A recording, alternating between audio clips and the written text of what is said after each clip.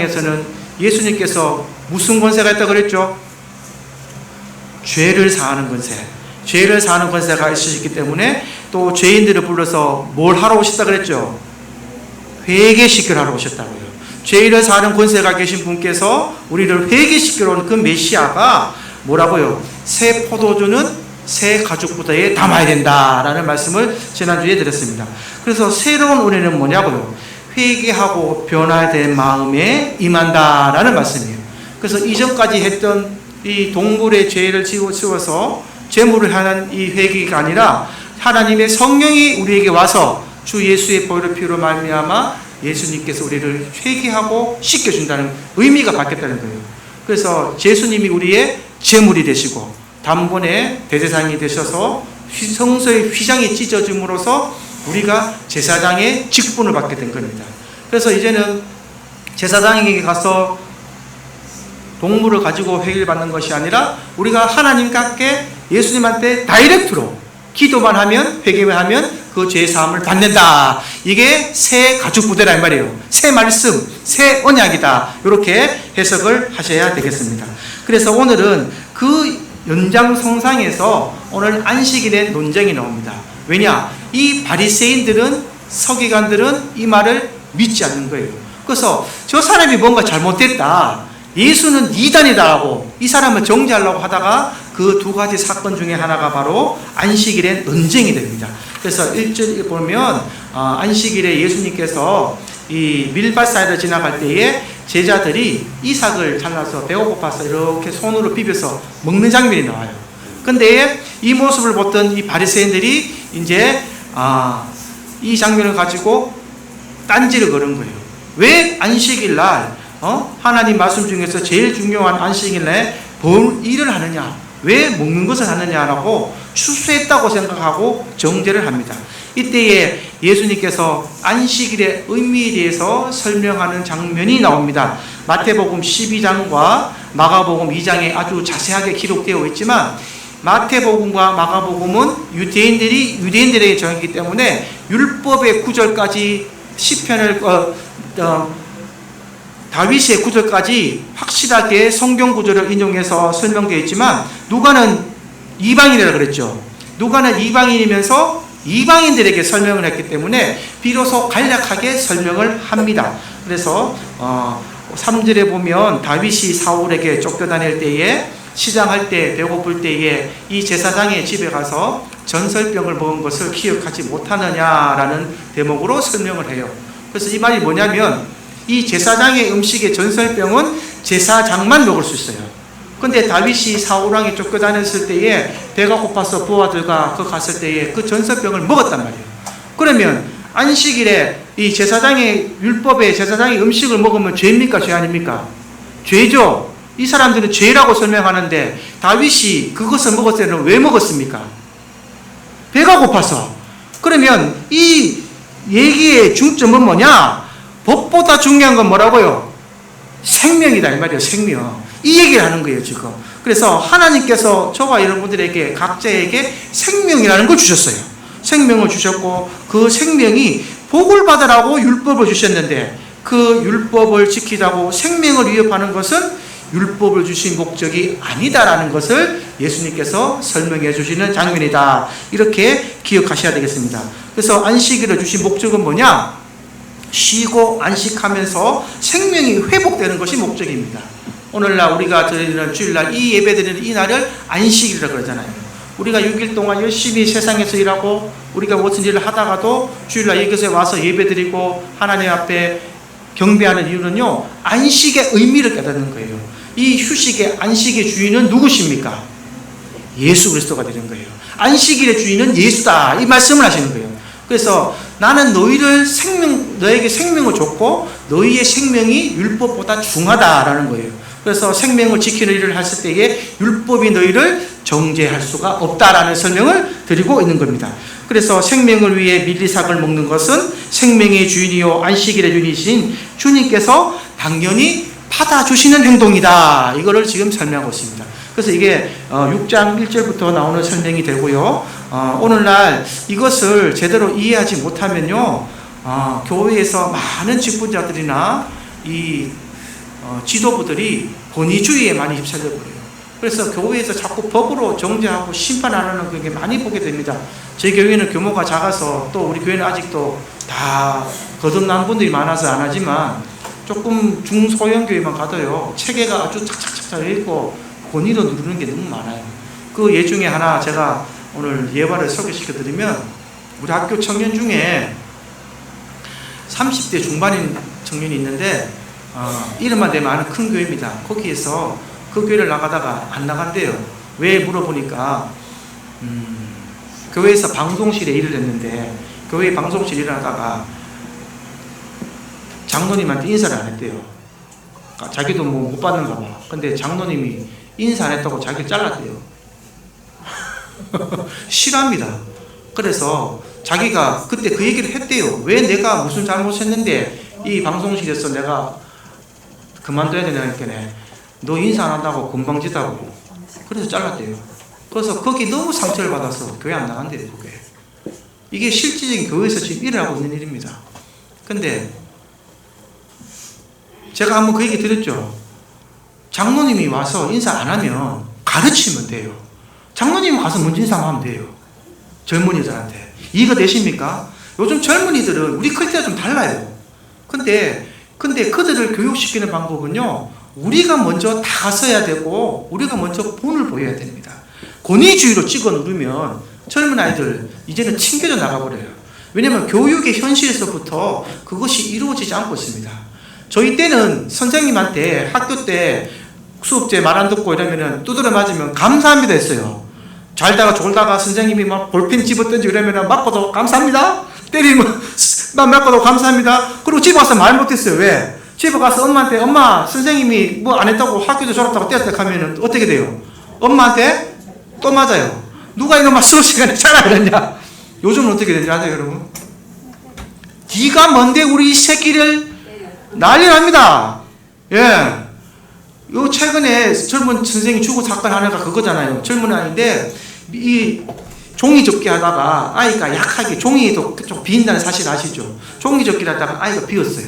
근데 이 부모가 선생님을 얼마나 괴롭혔냐면, 왜 똑바로 보지 않아서 내 아이가 비었냐고. 그래서 합의금 얼마 받은 줄 아세요 여러분? 합의금을 500만 원을 받았어요. 선생님 얼마나 괴롭혔는지. 당신이 우리 아이를 똑바로 보지 않아서 우리 아이가 비었다. 그게 끝나는 게 아니라 합의를 봤어요. 합의를. 그래가 젊은 아이가 그걸 못 견뎌가지고 자살을 했어요. 선생님이. 이런 세상입니다. 그래서 요즘 부모님들한테 물어보면요, 자식 선생 안 시키고 싶어 해요. 자식을 선생을 안 시키고 싶어요. 교권이 완전 추락했어요. 여러분. 교권이 없어요 지금. 예. 수업 시간에 자도 애들 못 깨웁니다. 못 깨워요. 깨울 수가 없어요. 그런 교권이 무너졌는데, 이 권위주의가 너무 남발하는 것도 안 되지만 교권이 무너져도 안 되는 거예요. 그래서 서로가 서로를 위하는 세상, 서로가 서로를 높여주는 세상이 될 때에 그 위에 법이 서고 그 위에 사랑이 설 줄로 믿습니다. 그래서 그 얘기를 하는 거예요. 이 모든 율법 위에 가장 중요한 것은 생명이 중요하다. 할렐루야. 주님은 생명을 귀하게 여기신다라는 것으로 말합니다. 그래서 두 번째 사건이 바로 나오는 6절부터 나오는 사건이 안식일에 병 고치는 자가 나오는 거예요.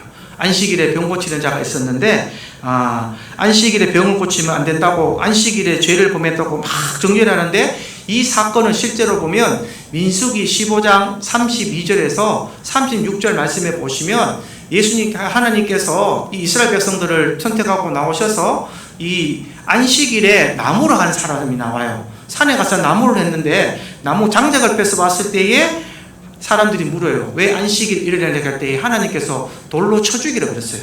안식일에 일했다고. 그래서 그 사건을 들고 나오면서 지금 안식일에 손 마른 자가 있는데 예수님이 이 자에 대해 손병을 고쳐주고자 할 때에 이 바리새인들이 지금 예수님 앞에 딴지를 건 겁니다. 그래서 의도적으로 손 마른 가운데에 예수님께서 일어나셔서 이렇게 얘기합니다. 9절 말씀 이걸 한번 읽어보겠습니다. 한번 읽어보겠습니다. 시작. 예수께서 그들에게 이르시되 내가 너희에게 묻노니 안식일에 선을 행하는 것과 악을 행하는 것, 생명을 구하는 것과 죽이는 것 어느 것이 옳으냐. 아멘. 예수님이 이렇게 말씀하는 거예요.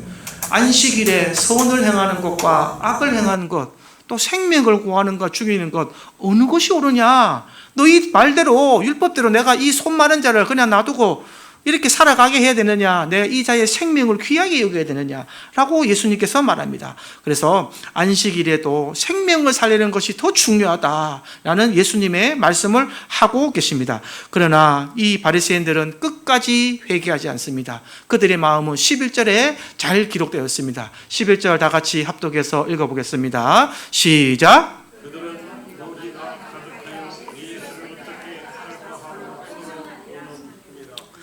아멘. 뭐가 가득했다고요? 노기가 가득했다. 예수를 어떻게 할까 하고 서로 의논하리라. 예수를 어떻게 한다는 말은 뭘까요?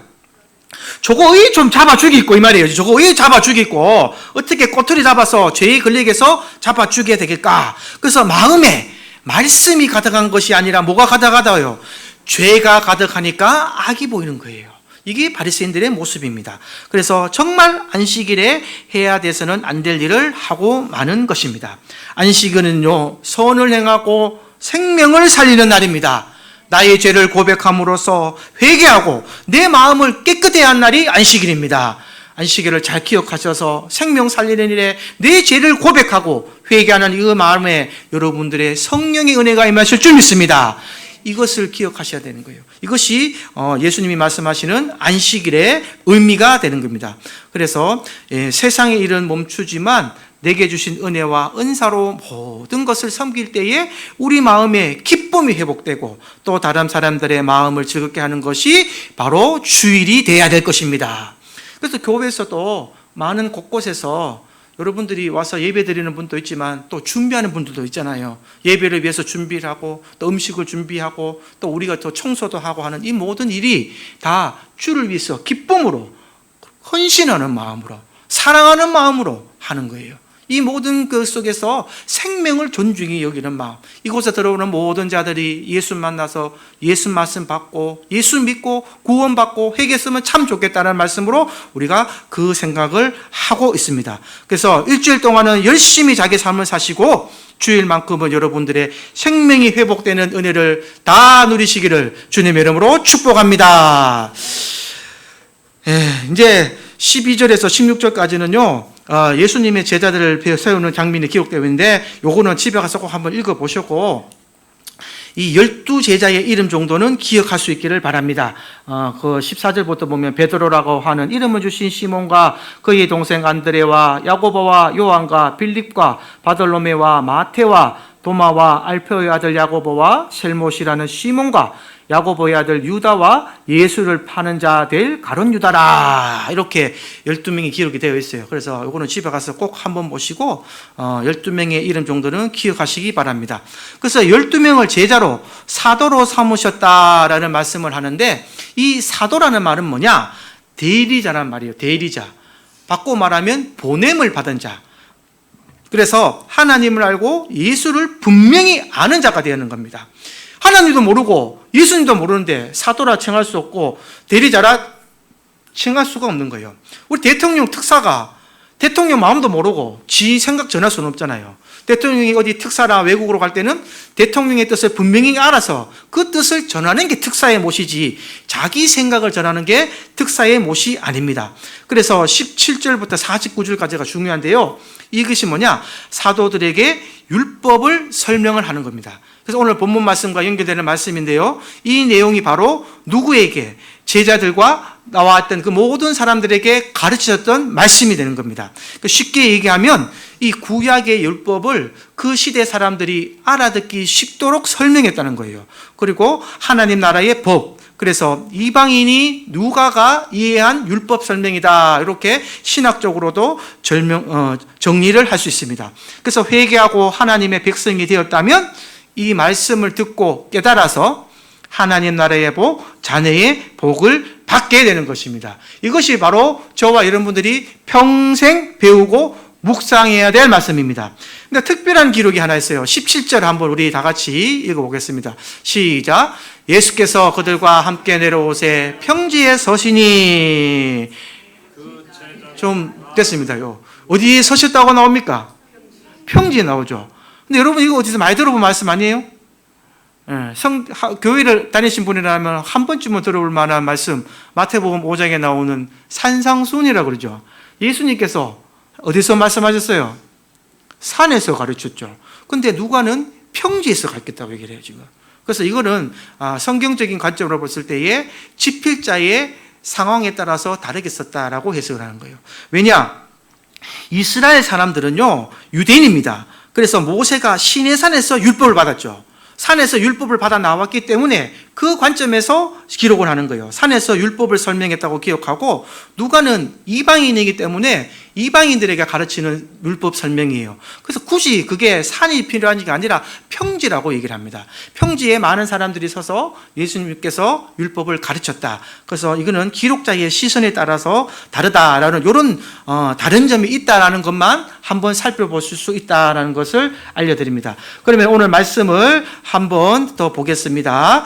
이제 예수님께서 사도를 택하시고 난 후에 하나님 나라의 복음을 전하는 일을 그들에게 맡기시며 보냈을 때에, 이 일은 누가복음 9장에 가면요, 예수님이 12제자들에게 뭘 주시느냐, 사도로 보내기 전에 능력과 권위를 부으신 장면이 나와요. 그래서 사도로 보내기 전에 능력과 권위를 부어주시는데, 이 이후로 본격적으로 이루어집니다. 그런데 그 일을 시작하기 전에 제자들에게 가르침을 주시는 거예요. 그래서 오늘 본문에 예수님이 하시는 설교의 배경입니다. 예수님의 오심으로 새 포도주와 새 부대로 말씀하신 새 시대가 되었다라는 것을 가르쳐 주시면서 새 시대의 부름을 받은 하나님 나라 백성에게 그들이 마땅히 따라야 될 법에 대해서 설명하는 장면입니다. 다시 말하면 예수님은 제자들에게 하나님 나라의 백성으로서 어떻게 살아야 하는지를 가르쳐 주고 계신 것이에요. 그래서 예수님의 설교를 오늘 살펴보겠는데요. 설교의 오늘 서론 부분입니다. 그래서 이 서론은 아주 분명하게 두 부분으로 나누어져 있죠. 20절에서 23절까지는 나가는 네 가지 복이 되어 있고, 또 24절에서 26절까지는 화가 기록이 되었습니다. 그래서 네 가지 복과 네 가지 화로 구분이 되어 있는데, 24절이 그러나로 시작하는 것처럼 이 두 종류의 네 가지가 서로 짝을 이루며 맞물려서 대조로 이루는데, 복 있는 자와 화 있는 자의 특징을 한번 살펴보도록 하겠습니다. 그래서 20절에 보면 다시 한번 우리 읽어보겠습니다. 본문 20절 읽어보겠습니다. 시작. 예수께서 눈을 들어 제자들을 보시고 이르시되 너희 가난한 자는 복이 있나니 하나님의 나라가 너희 것이며. 누구를 가르쳐서 말씀하시고 계세요? 예수께서 눈을 들어 제자들을 보고 계시잖아요. 그래서 여기 제자는 아까 앞에서 언급한 12제자에게 가장 먼저 하는 말씀이에요. 12제자를 들어서 1차적인 대상은 제자들입니다. 그리고 그 주위에 많은 사람들이 함께 듣고 있습니다. 그래서 예수님의 설교는 예수님을 따르는 것이 무엇인가라는 것을 알게 합니다. 하나님 나라의 가치와 세상의 가치가 대조주면서 하나님의 무엇을 약속하셨는지를 깨닫게 하는 거예요. 세상의 기준으로 가치 있는 것은 하나님 나라의 기준을 볼 때는 가치가 없는 것입니다. 그래서 세상의 기준을, 가치를 교회에 가지고 들어오면요, 그거는 매치가 되지 않아요. 세상에 있는 기준과 교회에 가지는 기준은 반드시 다릅니다. 그것을 가르쳐줍니다. 그래서 세상의 기준으로 쓸모없다며 거절하는 것이 하나님 나라의 기준에는 가치가 있는 것이 된다. 이것이 바로 하나님 나라의 반전입니다. 첫 번째 20절, 그 다음에 부유한 자와 가난한 자와 24절에 부유한 자는 반전이 되는 거예요. 예수님께서 가장 먼저 복이 있다고 말씀하신 대상은 가난한 자입니다. 여러분, 가난한 게 복입니까? 나는 하나님 가난해서 너무 행복해요. 손 한번 들어보세요. 아이고, 오늘 댓글에도 없고 우리 이주은 집사님밖에 없네. 할렐루야. 너무 가난해서 행복하다는 분 아무도 없잖아요. 나는 가난한데 하나님 복 받았습니다 라고 말하는 사람은 아마 없을 것입니다. 말하기 힘든 대목이죠. 근데 예수님께서 가난한 자는 복이 있다고 말씀하세요. 반전이죠. 가난한 자가 복이 있는 이유는 뭐합니까? 하나님 나라가 너희 것이며. 할렐루야. 하나님 나라가 너희 것이 될 것이기 때문에 아니라 하나님 나라가 너희 것이기 때문에 가난한 자가 복이 있다고 말씀하신 것입니다. 하나님 나라는요, 가난한 자의 것이기 때문에 그들이 복 있는 것이에요. 그래서 하나님 나라가 너희 것이다. 이것은 뭐냐? 그들은 이미 하나님 나라를 소유하고 있다는 사실인 것입니다. 너희 것임일 것이나가 아니라 너희 것이다라고 말씀하신 거예요. 오늘 여러분들 마음속에 하나님 나라가 가지고 계신 줄 주님의 이름으로 축복합니다. 그래서 하나님 나라를 소유하고 있음을 강조한 표현이죠. 예수님은 가난을 찬양하며 사람들에게 가난할 것을 명하신 것은 아닙니다. 여기서 말씀하시는 가난은 실제적인 경제적인 가난을 말하는 것이지만 가난 그 자체가 복이 된다는 말씀은 아니고요. 가난한 자가 복이 있다는 자는 가난한 자가 하나님을 의지하기 때문입니다. 가난한 자는 하나님 말고는 의지할 데가 없는 사람이에요. 여러분, 엘리야가 감옥에 갇혔을 때에 하나님이 누구를 통하여서 떡을 갖다 주셨습니까? 까마귀를 통하여서 떡을 갖다 줬잖아요. 그러면 내가 가난하고 오갈 데 없고 갇혔을 때에 하나님께서 역사하심을 누구한테 밖에 할 수가 없어요. 까마귀를 통한 하나님의 역사를 바랄 수 없기 때문에 그 가난했던 그 엘리야나 우리 모든 신명들도 가난할 때에 하나님을 찾는 거예요. 대한민국이 이 기독교가 들어오고 가장 부흥했는 게 1906년도 평양대 부흥성회입니다. 그때는 온 가게가 문을 닫았어요. 집회를 6박 7일, 9박 10일 할 때에 양방 쌍놈 다 필요 없고 하나님 불이 떨어질 때에 그들이 원했던 것은 뭐냐? 다 가난하고 다 힘없고 약한 자들이 오직 하나님 말씀을 듣고 천국 간다는 그 말 듣고 그 말씀의 변화를 받아서 대한민국 이렇게 큰 기독교 역사가 부흥의 역사가 일어나는 것이 한국의 성령 시대의 사역의 시작입니다. 지금은 불붙지 않죠. 확 타오르지 않죠. 가난하지 않기 때문에 뭔가 너무 좀 부유해졌어요. 그러나 우리 가난할 때는요 정말 하나님 찾게 됩니다. 내 힘으로 뭘 어쩔 수 없을 때는 하나님만 찾게 됩니다. 여러분들이 질병이 있거나 어려운 일이 생기거나 내가 해결할 수 없고 감당할 수 있는 일 없이 생길 때는 하나님 찾으시잖아요. 그러나 이것이 우리의 생활이 돼야 된다는 것을 기억하시기 바랍니다. 그것을 설명하시는 거예요. 그래서 가난한 자가 복이 있다는 말은요, 하루가 10명이 가난한 자, 마태복음에는 10명이 가난한 자가 복이 있다라고 말했는데, 가난한 자는 자신의 문제를 스스로 해결 못하기 때문에 하나님께 나아가서 하나님의 자비와 도우심을 구하는 자이기 때문에 그 도우심을 구할 때에 하나님 나라가 우리 것이 된다라고 설명하시고 있는 것입니다. 그래서 두 번째, 세 번째, 네 번째는 다 그런 비슷한 설교가 되죠. 21절부터 한번 읽어보겠습니다. 시작. 지금 줄인 자는 복이 있나니 너희가 배부름을 얻을 것이며 지금 우는 자는 복이 있나니 너희가 웃을 것이며 인자로 말미암아 사람들이 너를 미워하며 멀리하고 욕하고 너희 이름을 약하다 하여 버릴 때에는 너희에게 복이 있도다. 할렐루야. 문맥상은 하나도 안 맞죠? 문맥상 하나도 안 맞죠? 가출인데 어떻게 복이 있다고 그러고 우는데 어떻게 복이 있다고 그러고 누구로 말미암아? 인자로 말미암아 예수님으로 말미암아 사람들이 너를 미워하고 멀리하고 욕하고 너희 이름을 악하다 하여 버릴 때에도 우리에게 복이 있다고 합니다. 이것은 일반 상식으로는 알 수가 없죠. 그러나 하나님을 믿은 믿음이 생기면 이 말씀에 아멘이 될 줄 믿습니다. 하나님이 이때가 언제가 되는가, 이게 핵심이에요. 23절이 핵심이 됩니다. 우리 23절 진짜 크게 한번 합독해 보겠습니다. 시작. 그날에 기뻐하고 뛰놀라 하늘에서 너희 상이 큼이라 그들의 조상들이 선지자에게 이와 같이 하였느니라. 아멘. 여러분 23절 가만히 보면요, 문맥상 이 그날이 언제일까요? 그날이 우리가 죽고 천국 갈 때입니까? 지금 문맥을 연결해서 보면요, 이 그날은 앞에 이렇게 어려움이 있을 때입니다. 네 가지. 가난할 때, 또 어떻게 해요? 줄일 때, 또 울 때, 인자로 말미암아 사람들이 나를 미워하고 멀리하고 욕하고 악하다에 버릴 때, 그때에 어떻게 하라고요? 그날에 기뻐하고 뛰놀라. 할렐루야. 지금 이 말씀 하시는 거예요. 이 날은 그날이 그날입니다. 그래서 우리가 생각하는 그날은 바로 핍박받을 때를 말하는 겁니다. 여러분 핍박받을 때에 기뻐하고 뛰노시겠습니까? 왜 뛰놀아야 되는가? 그 이유의 설명은 뒤에 나오잖아요. 첫째는 뭐냐? 하늘에서 너희 상이 큼이라.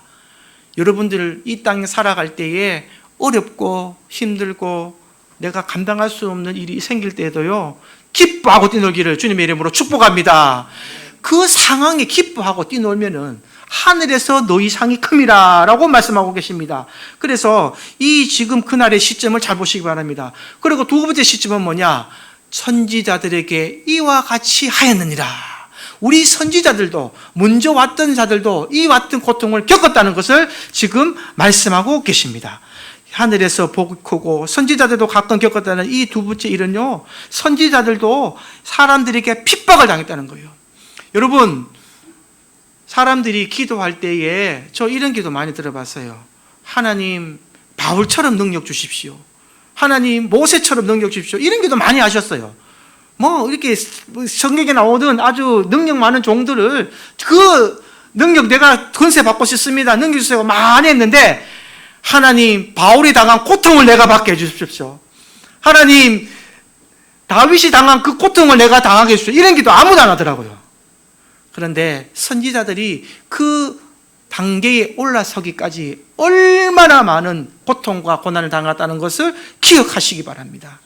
예수님도 말할 것도 없이, 예수님도 말할 것도 없이 고난과 고통을 당하셨고, 또 선진들과 선인자들 다 그 고통을 당하셨고, 우리 한국교회에서 알아주는 주기철 목사님 모디를 걸으셨던 일제시대 때에, 그럼 상상이나 할 수 있습니까? 너 예수 한 번만 부인하면 모디를 걷지 마라 그러고 못을 팍 박아놨는데, 그 모디를 걸으면서 주님을 부인하지 않고 걸을 자신 있습니까? 우리가 쉽게 생각하는 거예요. 너무 교회를 쉽게 생각하고 너무 주님께서 주신 이 사랑을 너무 쉽게 생각하지 않는지, 다시 한 번 더 오늘 주님 주신 이 말씀을 듣고 한 번 더 마음에 성찰해 보시기를 주님의 이름으로 축복합니다. 예수 믿고 부자 되고, 예수 믿고 잘 되고, 예수 믿고 내 자식 잘 되고, 이런 거 종교가 아닙니다. 기독교는 예수님으로 핍박받고, 예수님으로 욕먹고, 예수님으로 사람들 나라를 멸시해도 오직 주님만 바라보고 나간다면 주님 안에서 내 하나님 나라가 이루어지고, 이 세상 사람들이 보지 못하는 저 영생의 세계를 보는 그 영안으로 말미암아 이 세상 고통이 아무것도 아니고 그날에 나는 기뻐하며 뛰놀리라. 할렐루야. 고통이 기쁘고 뛰노는 고통으로 바뀐다는 말씀입니다. 이게 교회 다니는 겁니다, 여러분. 교회가 변질된 설교는 뭐냐면요, 교회 나오면 복 받는다 그러고, 교회 나오면 재물 많이 한다 그러고, 그거는 이방 종교입니다, 여러분. 절에 가면 뭘 빕니까? 내 자식 좋은 대학 가게 해달라고 그러고, 우리 신랑 돈 많이 벌게 해달라고 그러고, 비나이다. 우리 하나님을 적급신으로 만들지 마세요. 우리 하나님은 천지를 창조하신 분이고, 그런 거 안 하셔도 하나님이 때가 되고 필요하면 다 부어줄 수 있습니다. 그래서 예수님께서 말씀하셨죠. 너희는 먼저 그의 나라와 그의 의를 구하라. 그리하면 이 모든 것을 너희에게 더하시리라. 할렐루야. 무엇이 선이고 무엇이 훈가를 잘 기억하셔서 하나님이 원하시는 선을 구하시고 후에 따라오는 모든 복을 다 받아 누리시는 여러분들 되기를 주님의 이름으로 축복합니다. 그래서 우리가 무엇을 진정한 복이라 할 수 있을까요? 그것은요, 사람들이 누릴 수 있는 그런 복이 아니라, 이 세상 잠시 살고는 이 세상 복이 아니라 영원한 하나님 나라에 있다는 것입니다. 영원한 나라에 하나님은 복을 나라시고, 오늘 두 그룹을 잘 기억하십시오. 예수님께서 복이 있도다 하시는 사람이 있다고 하면 예수님께서 화가 있도다라고 하신 말씀이 있습니다. 시간 관계상 뒤에 거는 못 읽겠고요. 오늘 이 말씀이 마태복음 5장에 가면 아주 상세하게 기록이 되어 있습니다. 마태복음 5장 1절에서 12절 말씀 산상수훈이 있고, 오늘 주부에도 적어놨네요. 오늘 우리 글의 마지막으로 이 말씀 한번 읽어보기를 원합니다. 우리가 금방 읽은 것은 누가복음이었죠. 근데 마태복음은 마태가 유대인이 있기 때문에 율법적인 설명이 좀 많이 곁들여가 있습니다. 단어도 잘 보시고, 글자가 좀 크게 나오나요? 다 보이십니까? 우리 한번 읽어보겠습니다. 시작. 예수께서 무리를 보고 완에 올라가 앉으시니 제자들이 나아온지라. 입을 열어 가르쳐 이르시되 심령이 가난한 자는 복이 있나니 천국이 그들의 것이며, 애통하는 자는 복이 있나니 그들이 위로를 받을 것이며, 온유한 자는 복이 있나니 그들이 땅을 기업으로 받을 것이며, 의에 지르고 목마른 자는 복이 있나니 그들이 배부를 것이며 긍휼히 여기는 자는 복이 있나니 그들이 긍휼히 여김을 받을 것이며 마음이 청결한 자는 복이 있나니 그들이 하나님을 볼 것이며 화평하게 하는 자는 복이 있나니 그들이 하나님의 아들이라 일컬음을 받을 것이며 의를 위하여 박해를 받는 자는 복이 있나니 천국이 그들의 것임이라. 나로 말미암아 너희를 욕하고 박해하고 거짓으로 너희를 거슬러 모든 악한 말을 할 때에는 너희에게 복하였나니 기뻐하고 즐거워하라. 하늘에서 너희의 상이 큼이라. 너희 전에 있던 선지자들도 이같이 박해하였느니라. 아멘. 이제 이러한 일이 있을 때에 여러분들은 기뻐하고 뛰노실 준비가 되셨습니까? 내가 어렵고 힘든 일이 있을 때에도 그 날에 기뻐하고 뛰노는 여러분들 되기를 주님의 이름으로 축복합니다. 예수님이 하신 말씀이 진리임을 믿고 예수님을 따르는 사람은 참으로 복 있는 사람입니다. 여러분이 그러한 복을 받은 자입니다. 할렐루야. 이 복을 기억하며 하늘을 바라며 살아가기를 주님의 이름으로 축복합니다. 그리고 기억하십시오. 우리는 지금 이 길을 가고 있는 복된 자들인 것을 기억하셔서 내가 받은 그 복을 다시 또 전하는 데까지 이어가는 여러분들의 삶이 돼서 세상 사람들은 힘들고 어려운 삶을 살지만 우리는 늘 기쁘고 뛰어노는 삶을 살아가고 주님이 보러 주신 그 영원 무궁구 세계에 함께 달려가는 저와 여러분들의 동력자가 되시기를 주님의 이름으로 축복합니다. 할렐루야. 찬송가